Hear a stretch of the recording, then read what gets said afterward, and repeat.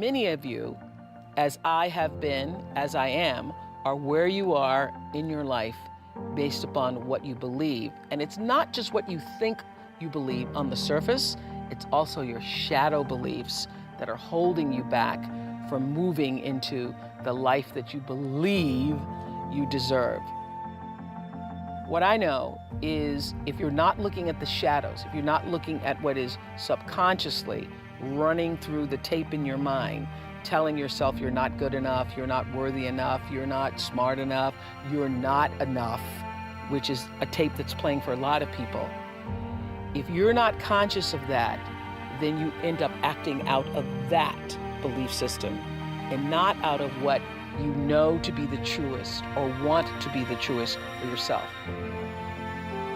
You are where you are today, in part because of what you've been saying about yourself. Words are like seeds. When you speak something out, you give life to what you're saying. If you continue to say it, eventually that can become a reality. You are planting seeds when you talk. At some point, you're going to eat that fruit. My challenge is make sure you're planting the right kind of seeds. If you want apples, you have to sow apple seeds. If you want oranges, you can't plant cactus seeds, poison ivy seeds, mushroom seeds.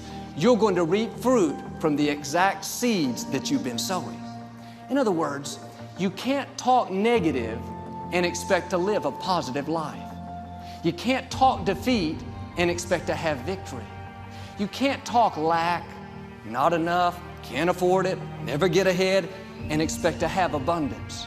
If you have a poor mouth, you're going to have a poor life. And this is great when we're saying things like, I'm blessed, I'm strong, I will accomplish my dreams, I'm coming out of debt. That's not just being positive, you are prophesying victory, prophesying success, prophesying new levels. Your life will move in the direction of your words. But too many people go around prophesying just the opposite. I never get any good breaks. I'll never get back in shape. Business is slow. I'll probably get laid off. Flu season is here. I always get it. They don't realize they are prophesying defeat. It's just like they're calling in bad breaks, mediocrity, lack. You don't become what you want because so much of wanting is about living in the space of what you don't have. That's why Jim Carrey's story is so powerful, because he started to act as though he already had it.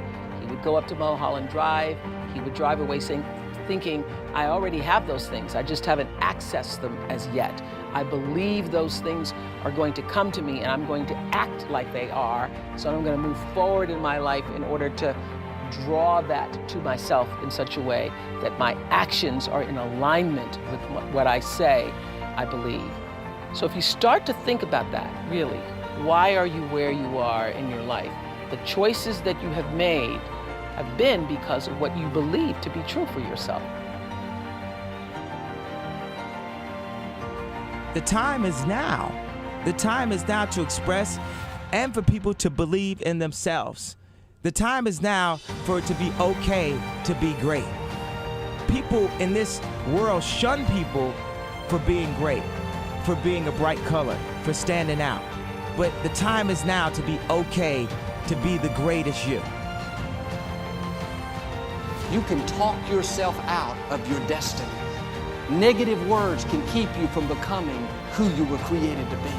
Don't fall into that trap. Quit calling in defeat. Quit talking about how it's not going to happen. You should write down your goals. Write down what you want to see happen in life.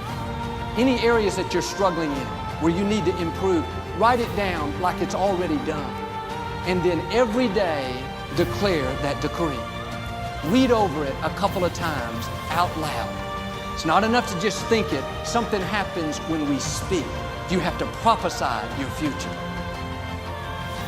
Those words will get down on the inside of you. They'll not only change your outlook, but they will change who you are. Your words will become your reality.